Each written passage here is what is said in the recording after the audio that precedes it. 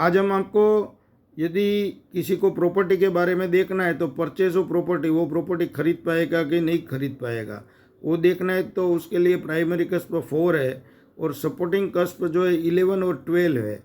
तो 11 जो है महत्वाकांक्षा उसकी पूरी होने की बात है और जो 12 है उसका खर्च होने वाला है, तभी वो प्रॉपर्टी ले पाएगा। और सेल ऑफ प्रॉपर्टी हमको देखना है तो प्राइमरी कस्प उसके लिए 4 है और जो प्रॉपर्टी बिकेगी कि नहीं बिकेगी तो उसके लिए सपोर्टिंग कस्प जो है 3 और 10 है। और रेक्टेंगल मनी, कोई किसी आदमी का कोई आदमी रुपया ले गया है और वो उसका रुपया उधर फंस गया है तो उसके लिए प्राइमरी कस्प जो है 8 है और उसके मनी वापस आएंगे कि नहीं आएंगे उसके सपोर्टिंग कस्प जो है 2, 6, 11 है। तो किसी की उगरानी नहीं आ रही है, किसी का रुपया नहीं आ रहा है, इसको रेक्टेंगल मनी बोलते हैं।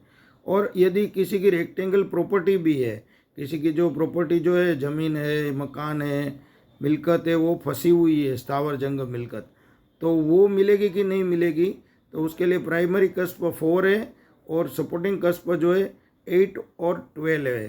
तो ये जो अपनी जो प्रॉपर्टी किसी ने बूच मार दी है तो वो वापिस मिलने वाली नहीं है, मालूम पड़ जाएगा। और इनहेरिटेंस, किसी को वारसा मिलेगा कि नहीं मिलेगा, पिताजी का मिलेगा कि नहीं मिलेगा, तो 8 जो है वो प्राइमरी कस्प है, सपोर्टिंग कस्प जो है 2, 4 और 11 है। तो ये जो 2, 4 और 11 है वो मिलने का योग है। तो 2 जो है केस मिलेगा, घरेणा मिलेगा, 4 और 11 जो है स्थावर जंगम मिलेगी। और वारसा नहीं मिलने वाला है, मान लो किसी को नो रिकवरी फ्रॉम इनहेरिटेंस, तो उसके लिए प्राइमरी कस्प 8 है और उसके जो सपोर्टिंग कस्प है नहीं मिलने के वो 8 और 12 है। तो ऐसे हमको वारसे के बारे में मालूम पड़ता है।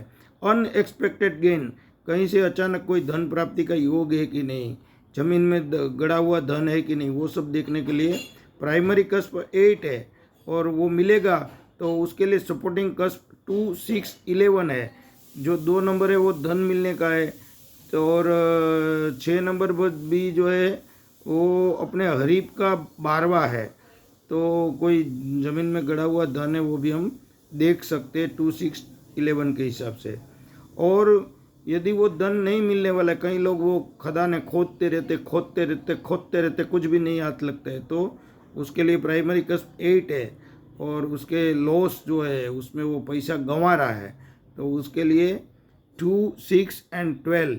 तो वो मेहनत करता है लेकिन उसको अनएक्सपेक्टेड गेन जो है प्राप्त नहीं होता है। यदि हम अनएक्सपेक्टेड लॉस प्रॉपर्टी हम देखना चाहते हैं कि अचानक हमारी मिलकत चली जाती है, अचानक हमारा सब बिक जाता है, तो उसके लिए प्राइमरी कस्प 8 है और सपोर्टिंग कस्प जो है 4, 8 एंड 12 है।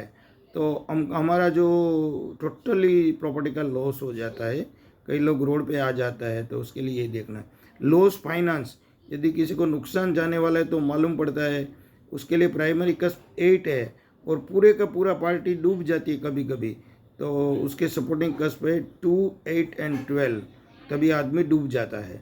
और सेटलमेंट एब्रॉड, वो विदेश में जाएगा और विदेश में वो रहेगा कि नहीं रहेगा, तो सेटलमेंट एब्रॉड होगा कि नहीं होगा ये सब मालूम होता है। तो उसके लिए प्राइमरी कस्प 12 है और उसके जो सपोर्टिंग कस्प है वो 3 जो है 4 से 12वां है, तो मूवमेंट होता है। 9 जो है वो लॉन्ग जर्नी है, वो विदेश जाने के लिए है। और 4 जो है वहाँ रहने का योग है और 12 जो है वहाँ मान लो वो हॉस्पिटल में जाके रहेगा तो वो भी मालूम पड़ जाता है और विदेश में परमानेंट रहने का योग भी बनता है। और 11 है तो उसकी इच्छा पूर्ति का है। तो सेटलमेंट एब्रॉड के लिए प्राइमरी कस्प 12 है और सपोर्टिंग कस्प जो है 3, 9, 4, 12, 11 है। Thank you very much.